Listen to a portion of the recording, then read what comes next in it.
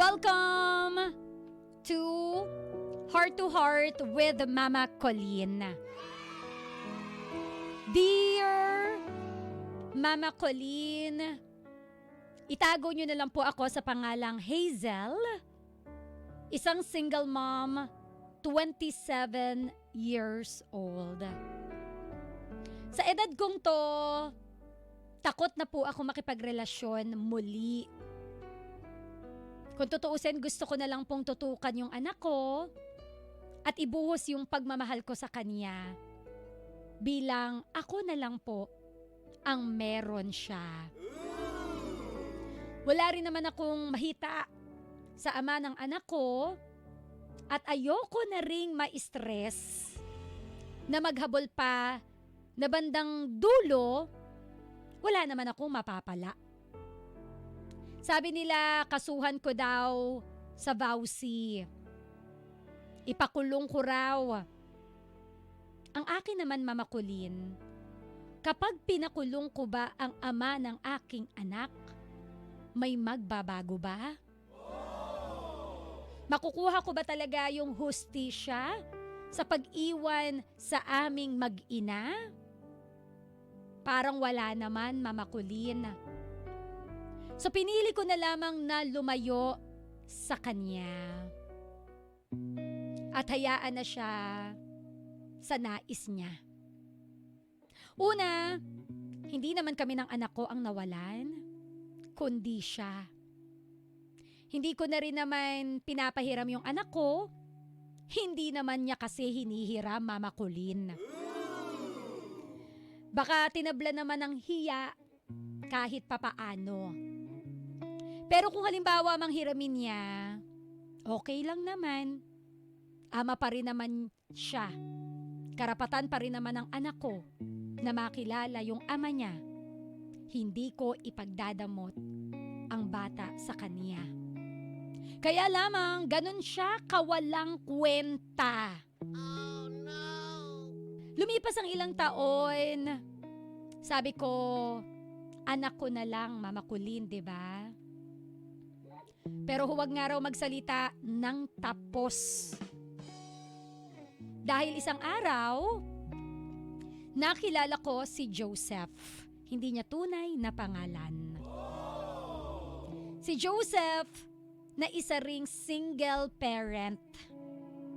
I met him sa mall kung saan kami nagsisimba na mag-ina. Dumiretso kami sa isang arcade doon at doon ko siya nakilala. At ang unang pagkikita na yon ay napadalas na. Naging magkaibigan kami, nakarelate sa mga nakaraan, nagkakwentuhan ng struggles ng pagiging isang single parent. Hindi madali, pero pareho naming kinakaya para sa mga bata. Alam mo yung iisa lang halos ang aming pinagdaanan. Ang misis niya sumama sa iba. Ganun din naman yung partner ko. Kaya siguro ganun na lang kagaan ang pakiramdam ko sa kanya. Si Joseph, may matipunong pangangatawan, malinis, hindi man ganun kapugian, pero nadadala siguro kung paano niya dalhin yung kaniyang sarili mula sa pananamit, pag-aayos sa kaniyang sarili. Mama Colleen, komportable rin ako na nakakausap siya. Kaya naman, hindi naging mahirap sa akin na ma-develop sa kanya. Pero sa puso ko, meron pa ring takot na kung makikipagrelasyon ba muli ako, hindi na ba ako mapapaso? Mama Colleen, sa puso ko meron pa ring takot na kung makikipagrelasyon ba muli ako, hindi na ba muli ako mapapaso? Yun ata ang takot ng mga single mom na tulad ko. Pero Mama Colleen, ang pagiging magkaibigan namin ni Joseph, nag-level up na sa pagiging magkaibigan. After 1.5 year, naging kami ni Joseph 1.5 years, we finally decided na magsama na po sa iisang bubong. Pero bago naman kami magsama, inalok niya ako ng kasal at kinasal kaming dalawa. Iisa na lang naman ang goal namin sa buhay, Mama Colleen, ang magkaroon ng isang buong pamilya. Tumira kami ng anak ko sa poder niya bilang mas okay din naman yung lugar compared sa amin. Mas malapit sa lahat, accessible, ika nga. First 5 months ng aming pagsasama, ayos naman. Pero on the 6th month, doon ko na nakikita ang ugali ni Joseph. Masyado siyang maluho sa katawan. Oo, nakilala ko naman na ganun siya, pero ibang level pala talaga yung pagiging maluho niya. Metikuloso sa sarili. Maluho talaga yung tamang term, Mama Colleen. Mahilig siya sa mga golds, sa branded shoes, branded shirts. Alam mo yung tipong kabibili lang niya ng sapatos. Pag may nakita na naman siyang maganda, bibili na naman. May ipangbida lang sa kaniyang tropa. Kumbaga nakikipagsabayan siya sa mga mayayaman niyang tropa. Nabalitaan ko na marami na rin pala siyang pinagkakautangan. Ang sahod niya, Mama Colleen, 35,000 kada buwan. Pero dahil nga baon siya sa utang, madalas po 5,000 na lang ang natitira sa sahod niya. Mama Colleen, kung kukumputin overall ang gastos namin sa bahay kada buwan, mga nasa 90 to 100,000 po. Kaya kapag kinukulang kami, ako po ang laging sumasalo. Dumating nga sa punto na ako na rin ang bumubuhay sa anak niya. Gumagasto sa mga pangangailangan ng bata. Madalas, pag hindi ko kinakaya, humihingi na ako ng reinforcement sa mga in-laws ko. Pero sa anak ko, sa totoo lang, never akong nanghingi ni 5 sa kanya. Minsan ko na siyang nasabihan na baka pwede hinga naman niya ng sustento yung nanay ng bata. Nagalit siya. Ayaw niya raw obligahin yung babaeng yon, at dahil na rin siguro sa ego, sa pride, kinuha niya yung bata just to prove na kaya niya itong buhayin on its own. Na hindi naman nangyayari sa ngayon. Dahil kulang na kulang pa nga ang pera niya dahil sa mga luho niya. I know bilang partner, Mama Colleen, bilang asawa, I need to step up para hindi kami magutom. Ang nakakasama lang ng loob, Mama Colleen, hindi niya na-appreciate yun. Lagi pa niya akong pinagsasalitaan ng kung ano-ano. Lalo na kapag may gusto siya na hindi ko nabibili. Mama Colleen, hindi naman ako si Darna para kayanin lahat ng ito. Ito na nga po ang pagpapatuloy ng kwento ni Hazel dito sa Heart to Heart with Mama Colleen. Pwede po kayo makisawsaw, pwedeng mag-text, pwedeng mag-react, pwedeng gumalaw-galaw, paggalawin ng baso. 0977-7000-915. Kinasal na nga po sila at lumalabas na nga po ang tunay na kulay ni Kuya Mong Boy. Oo, si Kuya Mong Boy na maluho. Mahilig sa gold, sa branded shoes, sa branded shirts. Eh yun naman pala, okay lang naman maging mahilig ka dyan, bebe ko eh. Pero kung kaya mong isustain, oo, kaya lang etong si Kuya Mong Boy, nababaon na nga po sa utang. To the point na nagpapabili na minsan kay Mrs. Kaya lang, hindi na nga sapat ang kinikita niya. Ano kaya ang mangyayari? Ito na po ang pagpapatuloy ng kwento ni Hazel. Dito sa Heart to Heart with Mama Colleen.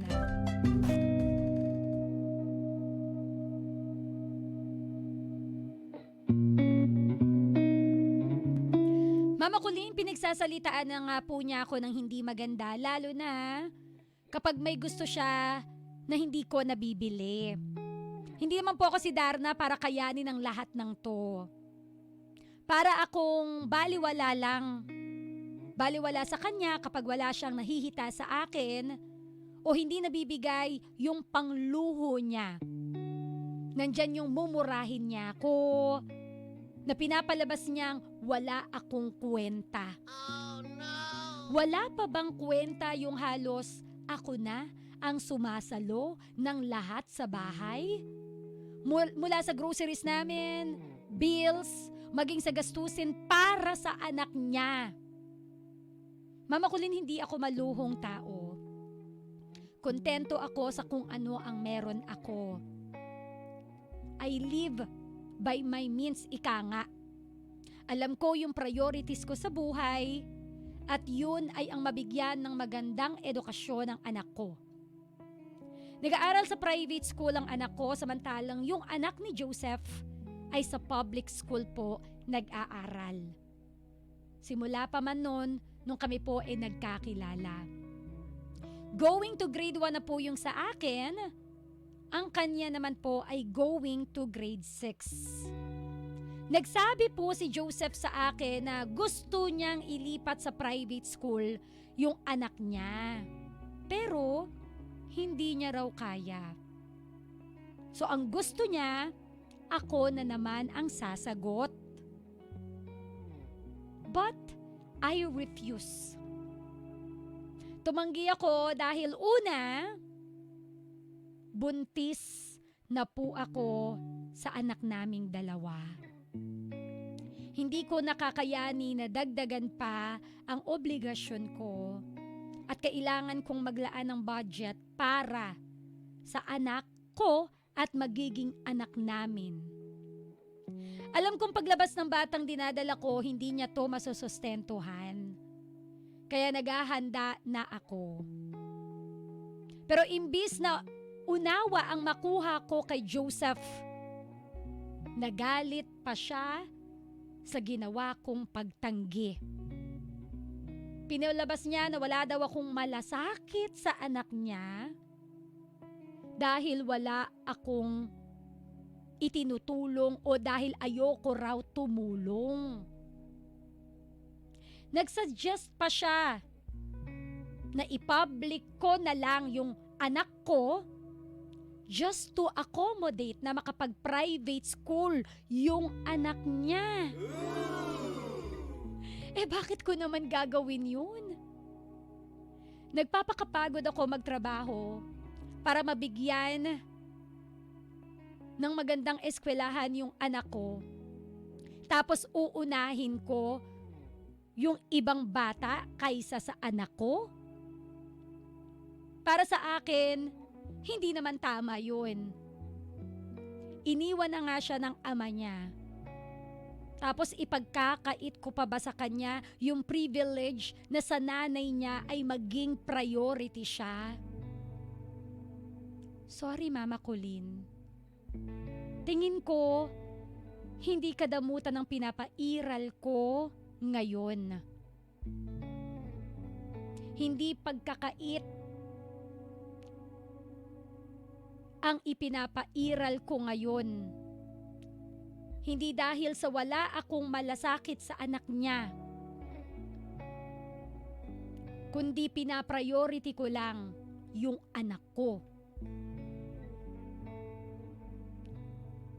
Hindi lang po matanggap ng puso ko na anak ko na naman ang magiging kawawa sa sitwasyon na ito. Napakinggan nga po natin ang kwento ni Hazel dito sa Heart to Heart with Mama Colleen.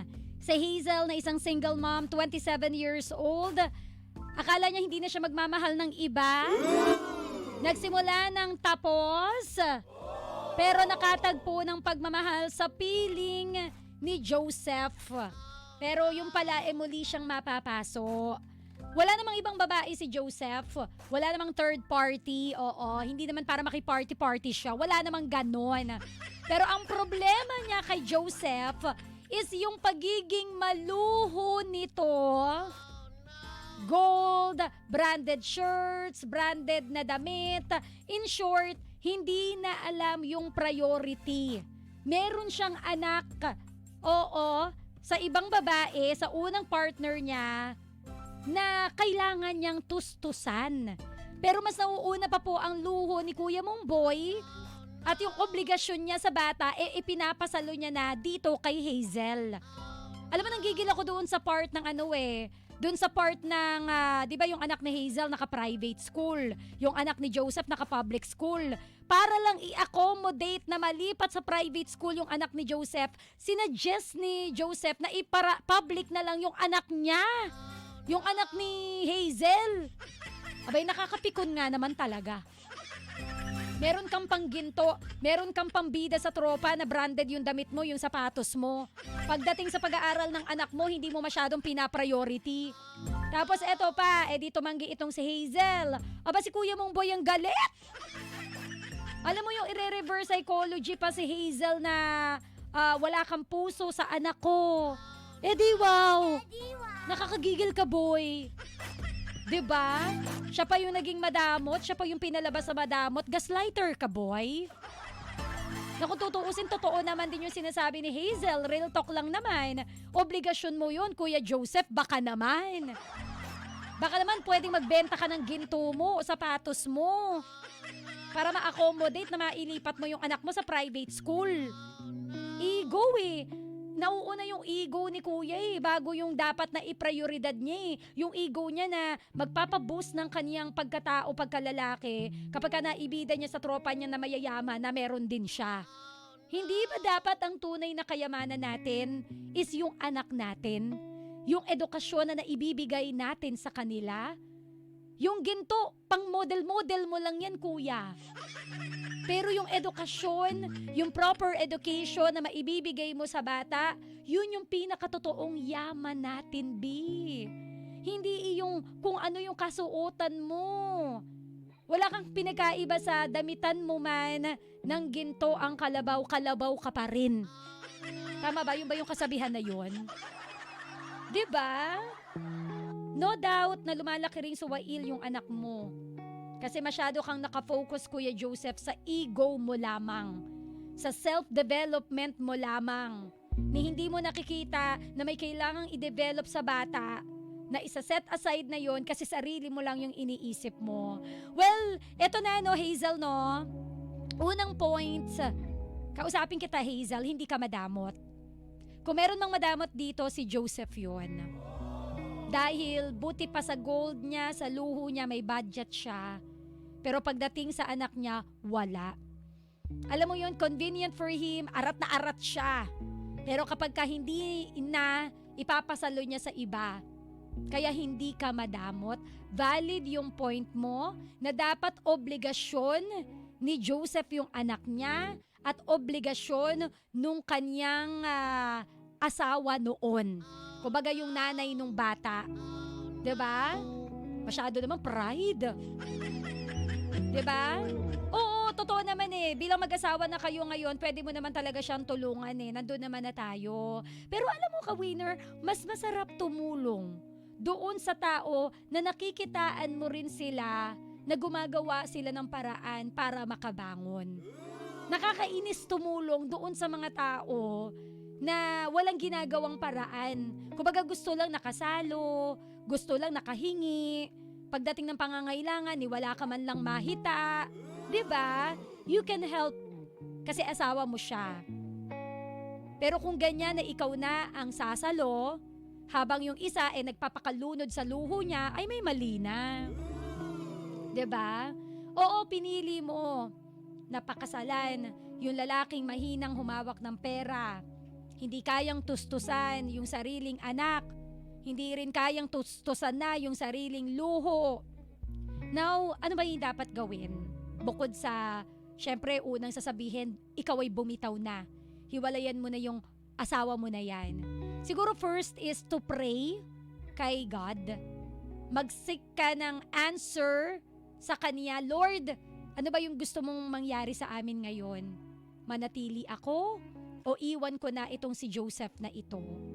Kung naramdaman mo na parang si Lord gusto niya magstay ka pa, kasi baka feeling ni Lord, 'di ba? Si Lord pa talaga nag-feeling. Hindi. Kumbaga ang akin, baka pwede mo pang pagtiyagaan. Kasi baka ikaw yung answered prayer na baka sakaling magtinu-tinu itong si Joseph kapag may isang tao na nagtiyaga sa kanya. Kasi feeling ko lang, ako talaga yung feelingera, Lord, sorry na. Feeling ko lang. Kaya siguro talaga sila naghiwalay nung unang partner niya, yung nanay ng anak niya, dahil sa ganyang luho niya. Dahil sa wala sa lugar yung pagiging mayabang niya. 'Di ba? Sinasabi nga natin ka-winner, magyabang ng nasa lugar. O wag pilosopo. Mama Kulin, nandito ako sa Caloocan, magyayabang na ba ako? Lumugar ka ng kayabangan mo. Kung meron kang pera pang yabang, go. Pero kung hindi, utang na loob. Huwag ipilit. Lalo na kung meron mga taong pwedeng madamay sa kalokohan mo. May mga taong madedehado. 'Di ba? Ilugar ang kayabangan. So, yun lang. Feeling ko lang. Kaya siguro siya iniwan dahil yan nga, sa kalokohan niya, sa kayabangan niya, nawala sa lugar. So, baka lang, ikaw yung maging instrumento para ma-realize niya at gumising siya sa katotohanan na may mali na talaga. So, yun. Pero kung naramdaman mo na parang ayaw na, o binibigyan ka na ng mga sign to leave Joseph, edi go. 'Di ba? Pero kung mag-i-stay ka man, siguro oras na para pag-usapan na ninyo. Maging strict ka sa topic na ito. Pag-usapan na ninyo yung financial boundaries ninyo, lalo na sa anak niya. Okay? Lalo na sa anak niya. Linawin mo yun sa kanya. Sinalo mo siya noong mga unang linggo, noong mga unang buwan. Pero yung mag-suggest kasi siya na yung anak mo masaset aside. Priority mo yung anak mo, pinag-ipunan mo, pinaghirapan mo, tapos aanuhin lang niya. 'Di ba? Linawin mo na yung part na yun. Okay? Kung maramdaman mo na sabi ni Lord, iwan mo na yan. Ang tanong lang din naman sa'yo, are you really willing na iwan na siya? 'Di ba? So, i-assess mo yung sarili mo. Anong tingin mo? May pag-asa pa ba si kuya? Mararamdaman mo naman yan kung may pag-asa pa si kuya o hopeless na talaga. Talaga bang dapat na siyang sukuan? O may nakikinita ka naman na pwede mo pang mabaluktot or yung baluktot na bakal pwede pang matuwid? Magigauge mo yan kasi asawa mo yan. Partner mo siya. Baka masyado lang talagang kulang sa aruga. Etong mister mo, masyadong siguro, alam mo, psychologically speaking, hindi ako psychologist ha. Pero minsan kasi, aminin natin, yung mga luho kasi na ine-enjoy natin ngayon, minsan kasi, yan yung mga luho na never nating naranasan nung bata tayo. Kaya pinapalasap natin ngayon. Okay lang yon. Pero nagiging problema ito kapag sumusobra na. So baka naliligaw lang talaga si mister mo na baka ikaw lang yung pwedeng magpa-redirect sa kanya na, uy, okay lang naman kasi alam ko nung kabataan mo, di mo na-enjoy yan. That is okay. Pero teka lang bilang asawa mo, I need to guide you. Kailangan kitang balaan. So, yun lang yun. Okay? So, mag-usap kayo. Pag-usapan ninyo, ano ba talaga yung gusto niyang mangyari. Hindi naman talaga pagsuko lagi ang solusyon. Minsan, kailangan mo lang talagang iparealize sa partner mo na may mali na siyang nagagawa. So sana lang maging open-minded siya.